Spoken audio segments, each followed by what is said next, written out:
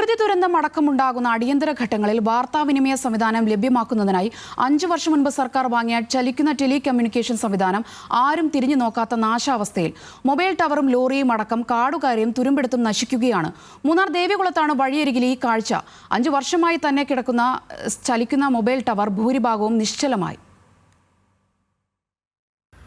ദേവികുളത്തെ Edamalakkudi camp ഓഫീസിന് സമീപമാണ് ലക്ഷങ്ങൾ വിലമതിക്കുന്ന വാഹനവും മൊബൈൽ ടവറും ജനറേറ്ററും കാടുകയറിയും തുരുമ്പെടുത്തും കിടന്ന് നശിക്കുന്നത്.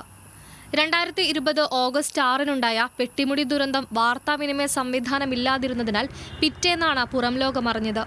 ഇത്തരം പ്രകൃതി ദുരന്തമടക്കമുണ്ടാകുമ്പോൾ വേഗത്തിൽ സ്ഥലത്തെത്തി ആശയവിനിമയം നടത്തുക എന്ന ലക്ഷ്യത്തോടെയാണ് ലോറിയിൽ ഘടിപ്പിച്ച പുതിയ മൊബൈൽ ടവറും ജനറേറ്റർ ഉൾപ്പെടെയുള്ള അനുബന്ധ സാമഗ്രികളുമായി ചലിക്കുന്ന മൊബൈൽ ടവർ എത്തിച്ചത്.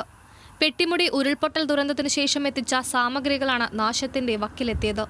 പെട്ടിമുടിയുടെ ദുരന്തവുമായി ബന്ധപ്പെട്ട് ഈ സഞ്ചരിക്കുന്ന മൊബൈൽ ടവറുകൾ കൊണ്ടുവന്ന് വെച്ച് പുറലോകമായി വിവരങ്ങൾ അറിയിക്കുകയുണ്ടായി. എന്നാൽ ഉദ്യോഗസ്ഥന്മാരുടെ അനാസ്ഥ കാരണം കൊണ്ട് ഇത്തരത്തിലുള്ള സഞ്ചരിക്കുന്ന മൊബൈൽ ടവർ ഇന്ന് ഉപയോഗശൂന്യമായി തുരുമ്പെടുത്ത അവസ്ഥയിലാണ് കാണപ്പെടുന്നത്.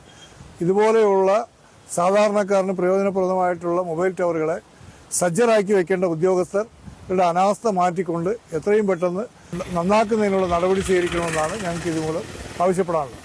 DFO ഓഫീസിന് സമീപമുള്ള ഇടമലക്കുടി പഞ്ചായത്തിന്റെ ക്യാമ്പ് ഓഫീസിന്റെ പരിസരത്താണ് 5 വർഷം മുൻപ് മൊബൈൽ ടവർ സംവിധാനം എത്തിച്ചത്. 5 വർഷമായി ഒരേ സ്ഥലത്ത് തന്നെ കിടക്കുന്ന ചലിക്കുന്ന മൊബൈൽ ടവർ ഭൂരിഭാഗവും നശിച്ച നിലയിലാണ്. പഞ്ചായത്തും ദുരന്ത നിവാരണ അതോറിറ്റിയും വേണ്ട ശ്രദ്ധ നൽകാതെ പോയതിനാലാണ് ലക്ഷങ്ങൾ വിലമതിക്കുന്ന സഞ്ചരിക്കുന്ന ടെലികമ്മ്യൂണിക്കേഷൻ സംവിധാനം നാശത്തിന്റെ വക്കിലായത്. ന്യൂസ് മലയാളം, ഇടുക്കി.